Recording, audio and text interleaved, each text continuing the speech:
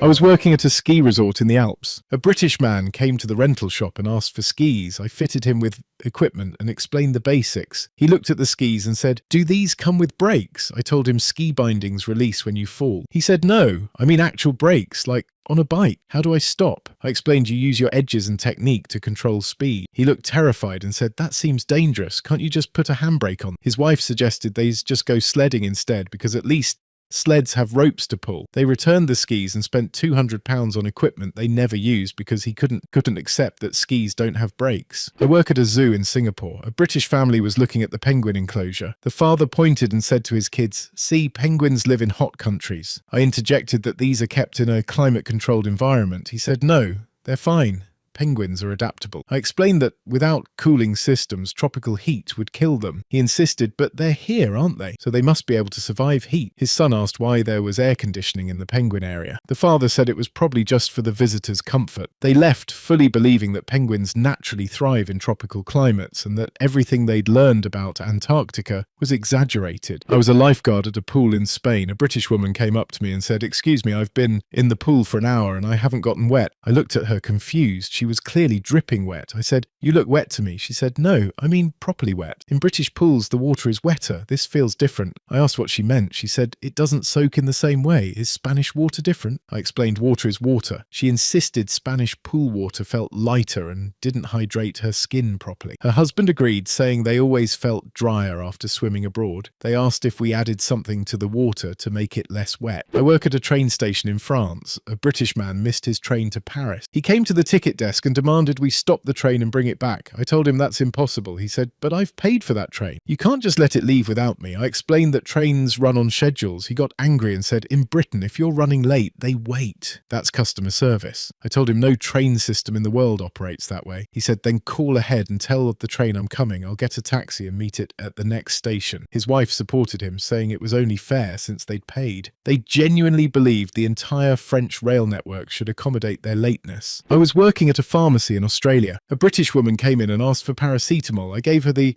Australian equivalent. She read the label and said, "This says paracetamol, but the box looks different. Is it real?" I assured her it was. She said, "But in England, paracetamol comes in white boxes with red writing. This is suspicious." I explained that different countries have different packaging. She refused to buy it and said, "I don't trust foreign medicine. It's probably fake." Her husband suggested they call the British embassy to verify if Australian paracetamol was legitimate. They left the pharmacy and bought nothing, choosing to suffer through headaches rather than trust non-British medication. I work at a cinema in New York. A British couple bought tickets for a film. 10 minutes in, the man came out and complained. He said, "Everyone's speaking American. I thought this was an English language film." I told him it is American English. He said, "That's not what I meant. Why aren't they speaking properly? It's hard to understand." His wife asked if we had a version with British accents. I explained we only have the original version. She said, "This is discrimination against British tourists. You should offer proper English versions." They demanded a refund because they couldn't understand American accents despite the film being in English. They left saying American cinemas were inconsiderate to international visitors. I was a tour guide in Egypt. A British tourist asked if the pyramids were built as movie sets. I told him they're 4,500 years old. He said, "Yeah, but originally what were they for?" I explained they're royal tombs. He looked skeptical and said, "Seems like a waste of space for dead people. Couldn't they have just used normal graves?" I told him about the pharaoh's beliefs in the afterlife. He said, "Still seems impractical." His wife asked how much it would cost to build a pyramid today. I gave her an estimate in billions. She said, "See, it's ridiculous." The Egyptians clearly didn't understand budgeting. They took a photo with the pyramids and posted it, saying ancient people had strange priorities. I work at a hotel in Thailand. A British guest called the front desk at 2 in the morning. He said that there's a loud noise outside my window. Can you turn off the ocean? I thought he was joking. He wasn't. I explained the ocean makes natural sounds. He said, "Yes, but it's disrupting my sleep. Can't you do something about it?" I offered to move him to a room on the other side of the building. He said, "No, I paid for a sea view, just make it quieter." His wife got on the phone and said, "In England, if the sea is too loud, councils put up barriers. Why doesn't Thailand do that?" They wanted us to somehow silence the ocean so they could sleep. I was working at a restaurant in Italy. day. A British man ordered spaghetti carbonara. When it arrived, he asked for ketchup. I told him we don't serve ketchup with pasta. He looked annoyed and said, "Why not? It's a condiment. People can put it on whatever they want." I explained that in Italy, we don't put ketchup on traditional dishes. He said, "That's ridiculous. What if I don't like the taste? I should be able to customize my meal." His wife said, "In England, restaurants give you whatever sauce you ask for. This is bad service." They left a review saying the restaurant was inflexible and didn't understand customer preferences. He genuinely believed Italian restaurants should accommodate ketchup on carbonara. I work at a bookstore in Canada. A British woman asked where the history section was. I showed her. She came back 10 minutes later and said, "All these books about Canadian history are wrong." I asked what she meant. She said, "They say Canada became independent in 1867, but Canada is still part of the Commonwealth, so it's not really independent, is it?" I explained that Commonwealth membership doesn't mean lack of independence. She said, "But the Queen is on your money. That means Britain is still in charge." I told her Canada is fully sovereign. She said, "Then why keep the Queen? You're just confused about your own status." She bought nothing and told her friend that Canadian history books were propaganda. I was a taxi driver in Dubai. A British passenger asked me why it was so hot. I said, "Because Dubai is in the desert." He said, "Yeah, but can't they do something about it?" I asked what he meant. He said, "Air conditioning the streets, giant fans, something. You've got all this money from oil. Use it to cool down the city." I told him that's not technically feasible. He said, "Well, they built all these massive buildings. Why not build a dome over the city and air condition it?" His wife said, "Exactly, if Dubai wants to be a top tourist destination, they need to fix the heat problem." They were genuinely frustrated that Dubai hadn't air conditioned the outdoors. I work at an art gallery in Amsterdam. A British man was looking at a Rembrandt painting. He asked me how much it would cost to buy. I told him it's priceless and not for sale. He said, "Everything has a price. What if I offered £1 million?" I explained it's a national treasure. He got pushy and said, 2 million? 3? The Dutch need money, right? I could probably negotiate. His wife said, "We have a big wall in our living room. This would look perfect." I told him the painting would never be sold. He said, "That's bad business. You're sitting on assets you could monetize." They left saying Dutch museums didn't understand capitalism and were wasting opportunities. I was working at a mountain lodge in Switzerland. A British couple checked in during winter. The next morning, the man complained that there was snow outside. I said, "Yes, it's winter in the Alps." He said, "But we didn't know there'd be this much. Can't someone clear it?" I told him we clear the paths, but the mountains are naturally snowy. He said, "This is a safety hazard. What if someone slips?" In England, everything would be gritted and salted. His wife said, "We thought Swiss mountains would be better maintained. This is just letting nature run wild." They wanted the entire alpine landscape cleared of snow for their convenience and couldn't understand why a ski resort had snow everywhere. If you've enjoyed these stories of British brilliance, give it a like and subscribe for more. Cheers.